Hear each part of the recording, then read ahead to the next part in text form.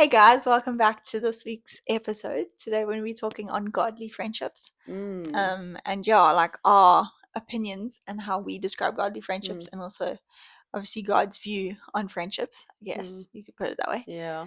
But what a godly friendship is and a godly How much community. it changes can the change your life, impact. really. Yeah, the impact it has on you. Yeah.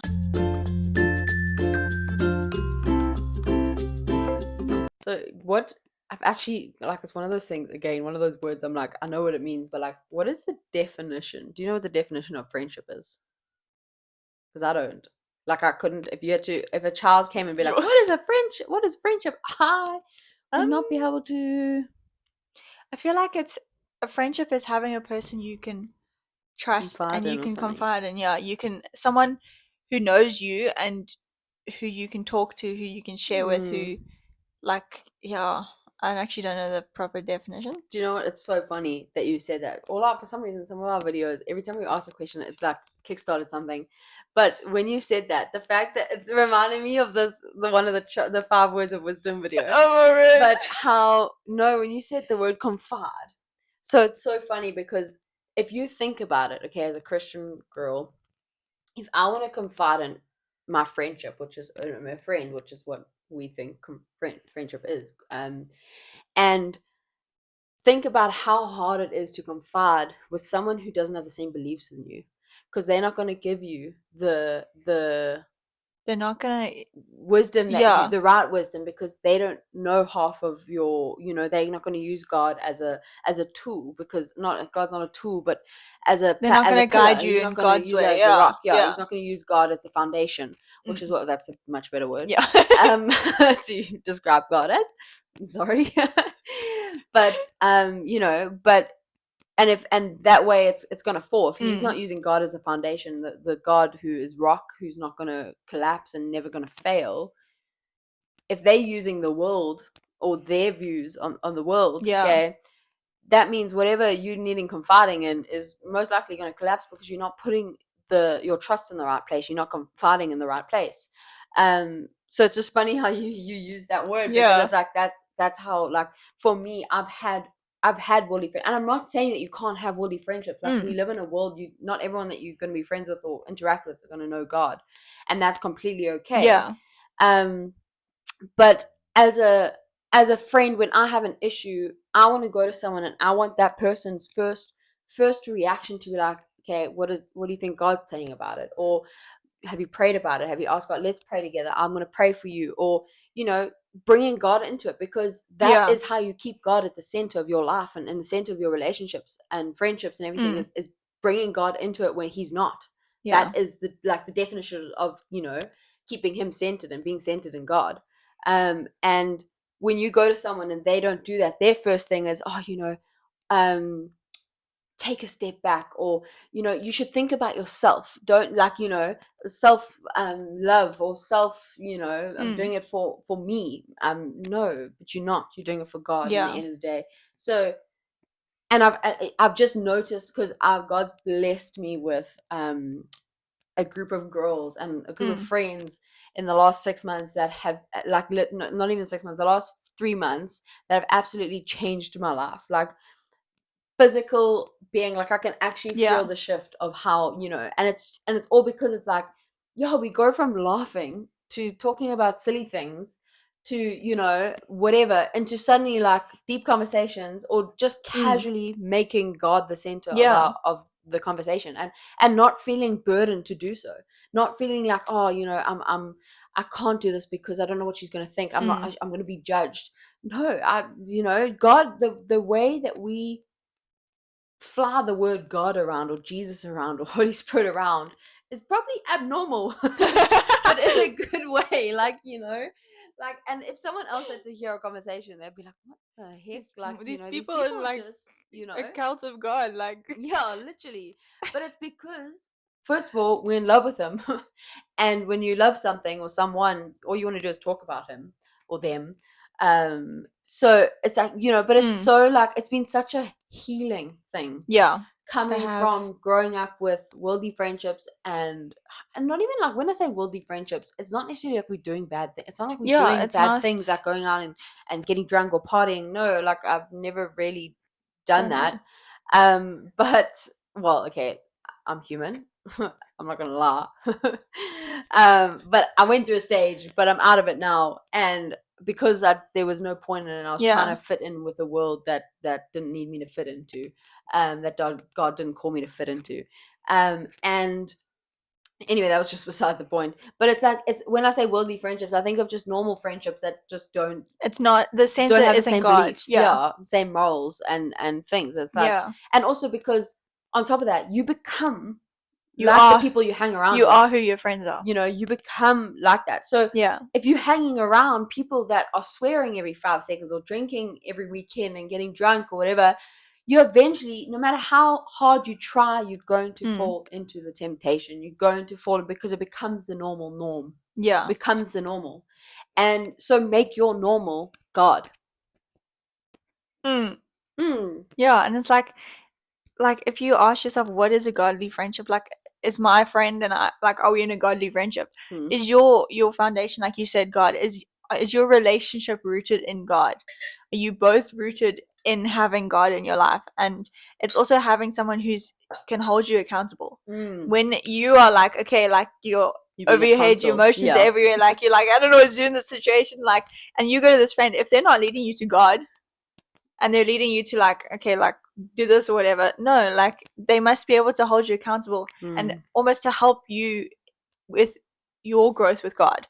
A godly friendship will help you get closer to God. They won't help you to lead you away from just God. Just like a godly relationship. Yeah, exactly. It's exactly the same thing. It's like, they're someone, like you said, they must pray for you. You can trust them. You can go to them for godly advice. It's not like, okay, I'm going to this person because I know that they give good worldly advice or whatever it is. But in saying that, like we've mentioned, it's not about not having worldly friends, because like there's a lot of people in the world who aren't Christian, and that's okay.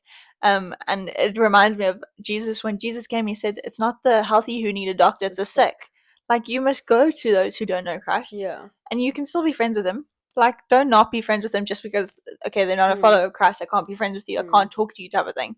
You can still go to them, you can still show them God's love. But when you need something and you need that fellowship, that fellowship, you need advice, go to your godly community, because they're the ones who are going to give you advice that'll lead you to God or on God's path.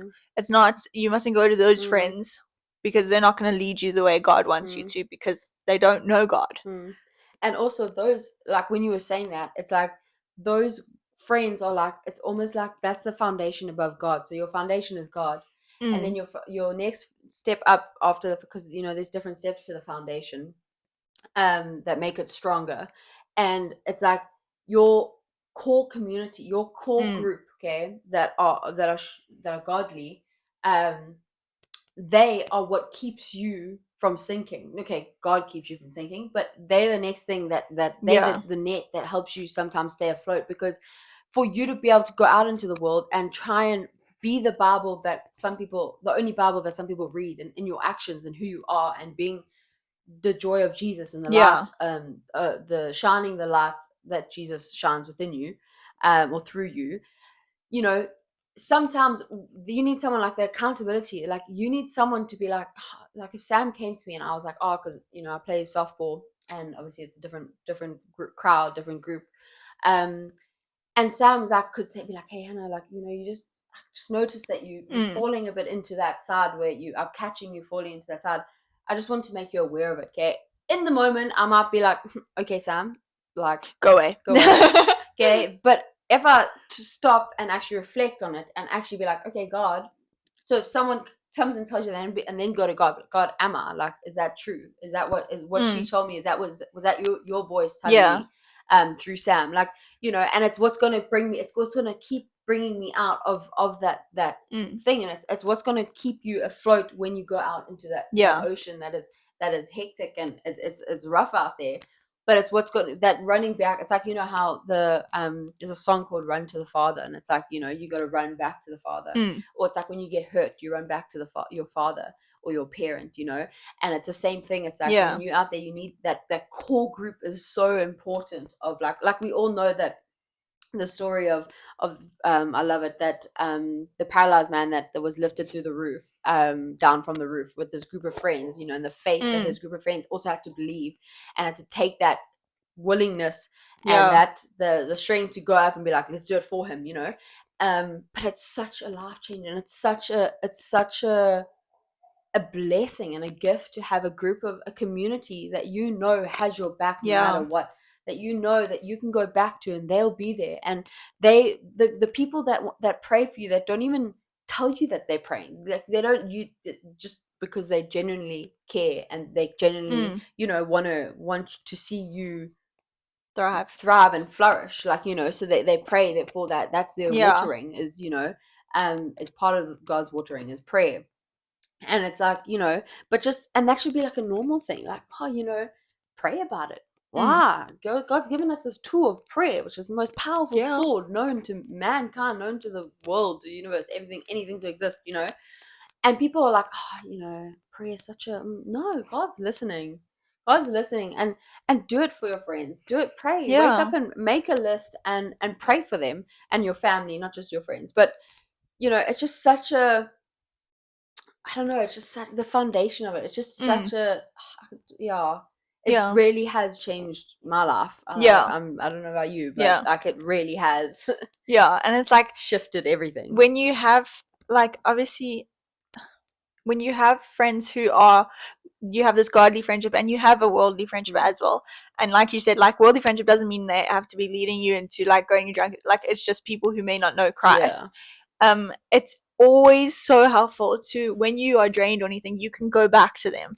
You can spend time with your worldly friends, you can go have fun, but you have their support, you have your community behind you, and that's so important. You have that you can lean back on, you can go to support. And it's also like, when you, like, God calls us to be disciples of all the nations, and when you're going out and you're telling people God, it can be like draining, like going out to people, trying to get people involved. You can like face rejection, you can face so much when you're going to try spread God's love, and like even just people could make a comment or anything, like it can be so like draining and hard like on you. But knowing that you can go back to your community and they can help refuel you with God, there's like such power in that. And it's I just got a picture of when you were saying that, of like friendships being like a gas station, or a garage, as we would say, but a gas station in America. But it's like, you get your car, you get in your car, you fill the tank, and that's like you filling it with obviously the word, but also your friendships. Then you go out into the world, you go, and then it takes you for so long, but you always have to come back and refuel. But otherwise, you're going to run out of gas, and you're gonna have a breakdown, or have a panic attack, whatever it may be. But you're gonna break down, and you have to come back and refuel on it. And it's so much like the fuel is God, but the actual, I don't know what it's called, but that thingy, the pump, that I should have known. I actually don't know if that's no, the thing. I think the pump is your friends, the fuel is God, but the pump is your friends. He uses friends. He uses to get that, to restore. Like I kept getting the word restore. Like you got to go back and you got to restore your just your life. But also the fact that, like, oh my God, I had it and then I lost it. But also, like, going on, like, if you filled yourself up with God, you fill him up with these godly friendships, you fill your body. Like, if you fueling, that word is not coming out of my mouth properly, but if you're filling up, I'm gonna say filling up your car tank, and you going and you break down along the way. The only thing that's gonna get you a car going up again and keep driving is the fuel. You can't fill it with water. No. That's not going to. You need that godly fuel. God is the fuel. And these relationships. Friends. So these people you can't expect. Sometimes they carry you. They can tow you. But you want a group of friends that can carry you and that aren't gonna run away or leave you there. You want like, also another thing is like, when you're breaking down, it's like I've got another image of just being like so tired and just sitting in the presence of friends, of just, or actually just going out and having a bra, and that refueling of laughing and just being with each other, like, you know, is so like normal. And but also the fact of like when you love God, God becomes a part of you. Okay, you're made in the image of God. God becomes a part of you.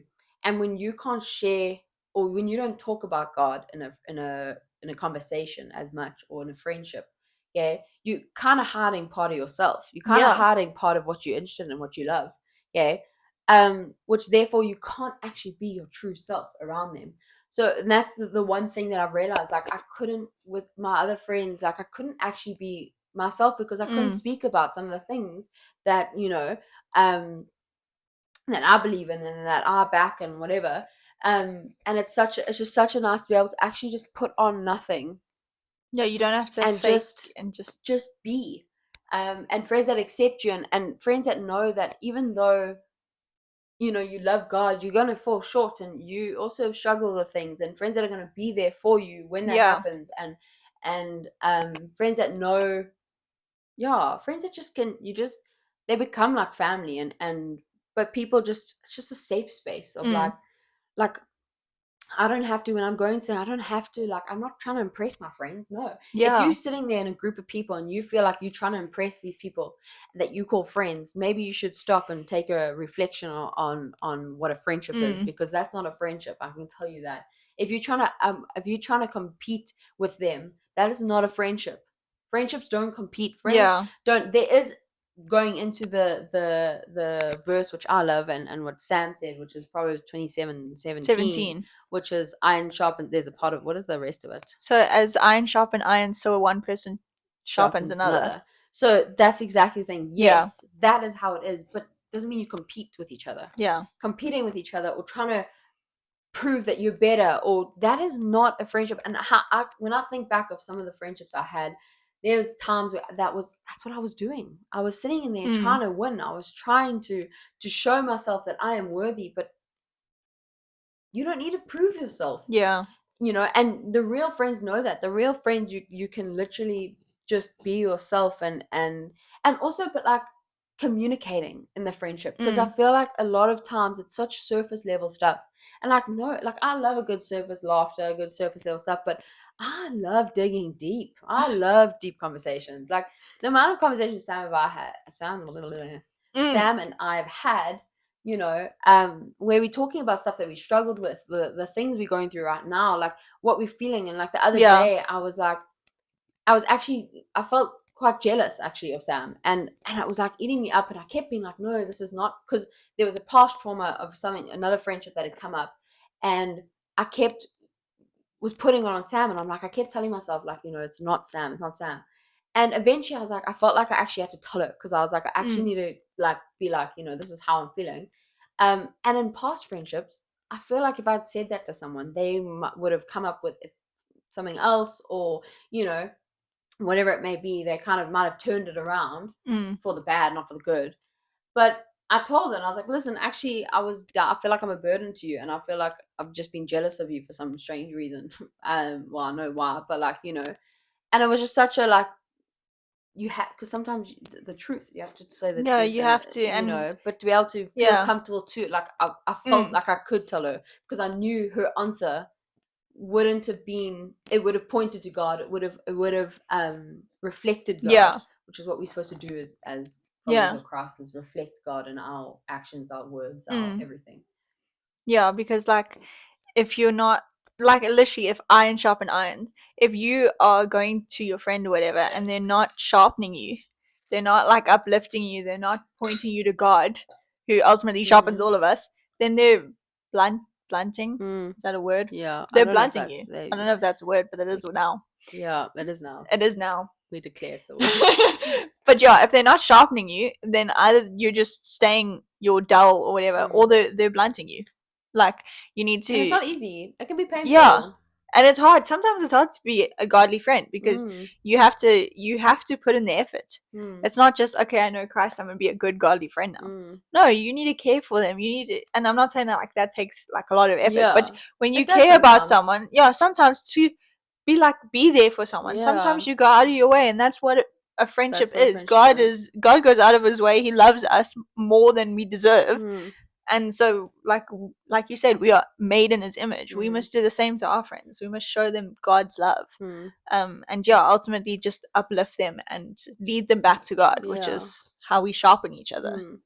And like, remember, you're not fighting against each other, you're fighting an enemy, fighting the same enemy. So don't turn it. And I feel like that whole thing that I had with Sam was actually the enemy trying to get in between us, and self-sabotaging it through me because of bringing up past traumas, and I felt like it was just an attack on the friendship. And it was like, which in the past probably the same things happened and it's worked, but just being there. And it is hard sometimes. It's hard to feel like you sometimes have to always not really put on something, but like, you always have to be there for, like, but also balance it out. When I'm tired, Sam's gonna pick it up. Sam and I, we do talk every day. Not pretty much, we do message every day. And there'll be a week where Sam's the first one to, because she's the one getting up earlier than me, and she'll send a morning. Doesn't even, and it's the start of a conversation. There's other times that I do it, but it's like finding that balance of you both sometimes have to sacrifice things. It's not a one-sided thing. And it's not also it's not even a split 50-50, because sometimes it's going to be 10% and 90%, and other times it's going to be 50-50, other times it's going to be 60-40. Like, it's not, that's how life is. It fluctuates. It's not just this one set road. There's going to be turns, there's going to be shifts, there's going to be whatever it is, but basically just rooting it back to God, to keep it in. And even if there's conflict, but also dealing with it. Don't if something bothers me, if Sam said something to me, could you just be like, hey Sam, like, don't think like that, did that hurt me or whatever, because it's gonna eventually manifest into something. It's gonna fester in you, and it's gonna come out even worse and potentially ending a friendship. So don't communicate, and don't I stop that, full stop. Communicate. but it definitely does. Surrounding yourself with a good group of people makes such a difference. And I can feel it. I can feel when I've been around other people and I almost feel drained. But even though I'm tired, when I spend time with my friend group now, I've almost like revives me, like genuinely, like I don't, like, even though I'm physically tired, I don't feel tired, like, I'll sleep well. But I'm like, okay, when's the next time we're meeting, guys? Like, when is the next time we see each other? So, but it's just such a gift from God, and it's such a blessing that God can give. And if you're struggling out there, I struggled with friends. I've never had a best friend. I've never, like, I've maybe had one for like a year. I've always seen like series, and with these people, like, like Alex and Katie. I don't know if you know that series, but they like next door neighbors, best friends their whole lives, kind of thing. I always wanted that. I always wanted to be able to have that, and I never did. And I was actually given a word when I was 5 years ago from someone saying that God was telling them to tell me that I was going to have strong bonds. And I always was like, oh God, I've never been able to keep a friend. I've always, but like, I get it now, because I feel like I'm living in this, like, what he's unlocked, and in his timing, and just stay in there and hold that hope, and the right people are out there. And if you don't find them, it's the same as like waiting for your husband or your wife. Like, there's obviously something that needs to be worked on in you, or them, that you're waiting for, but they will come. And don't lose hope. The right community will come, the right fellowship will come, and God's got you. God understands, and God knows that you need this, and God doesn't call us to do this alone. He calls us to do it with people, because he knows that we can't do it alone. We can't handle it without him, and we can't handle it without people. So look for your godly community. If you don't have them now, pray for them. Pray, ask God for them, because that's what we did. We prayed before we became friends, and we met all the community we have now. Pray for your community if you're not in a community already, and try find a godly community, because when you're struggling, you have roots in that community, and they will always help.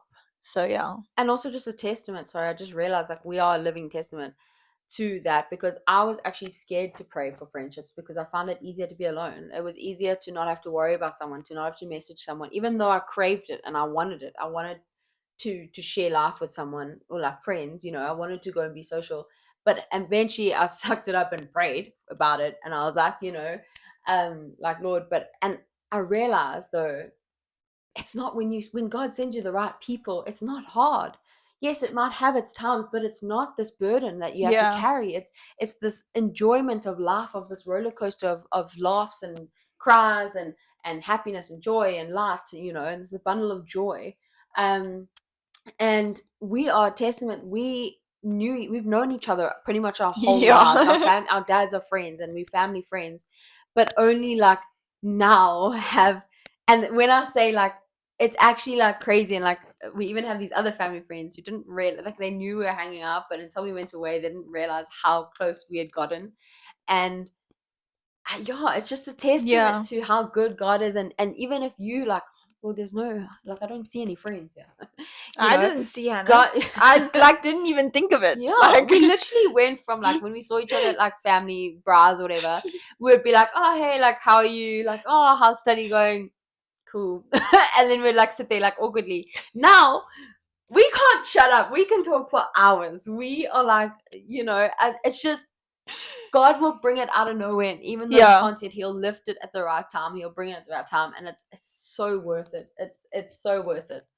And it's just such a cool thing. It really is. And God is so good. And it's just it's like, I actually almost get emotional, because it's like, there's such power in godly friendships. It's just so, I love it. So